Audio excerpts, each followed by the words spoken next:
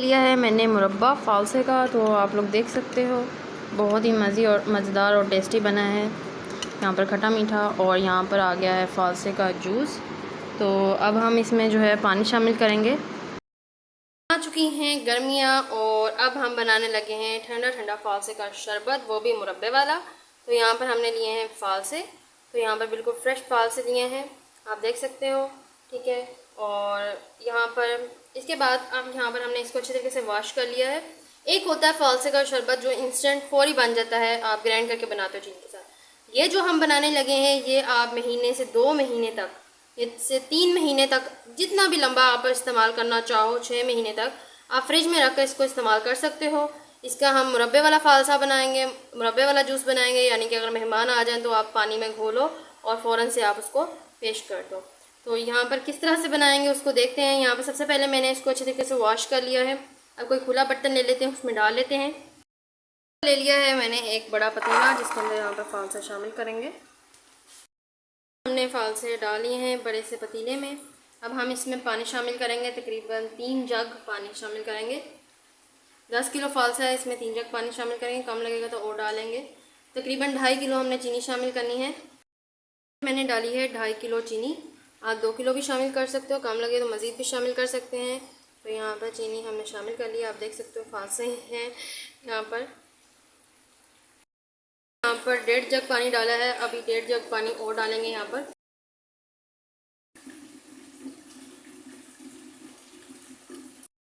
मैंने मज़ीद भी शामिल कर दिया है, 3 से 3.5 जग मैंने पानी यहाँ पर शामिल किया है। अब हम अच्छे तरीके से इसको पकाएंगे।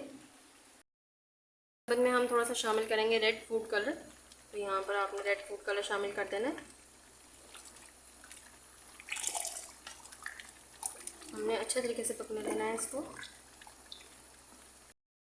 यहाँ पर आप देख सकते हैं कि फ़ालसे पक रहे हैं और बहुत ही मज़ेदार खुशबू आई यहाँ पर, बहुत ही ज़्यादा।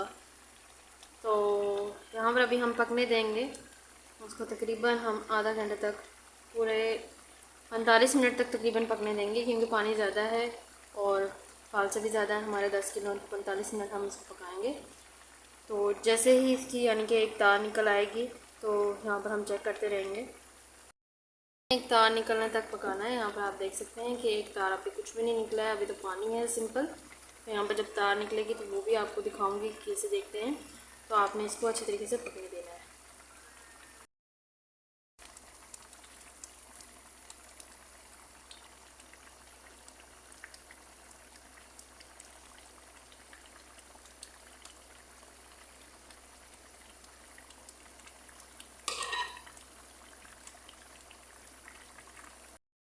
फ़ालसे का शरबत तैयार हो चुका है। यहाँ पर आप देख सकते हैं एक तार का जूस निकल आया है। तो अब जो है आपने इसमें गीला चम्मच नहीं डालना है। शरबत जो है आप पानी में मिक्स करके आप इसको इस्तेमाल कर सकते हैं, और साथ में मुरब्बा जो है वैसे भी आप सर्व कर सकते हैं।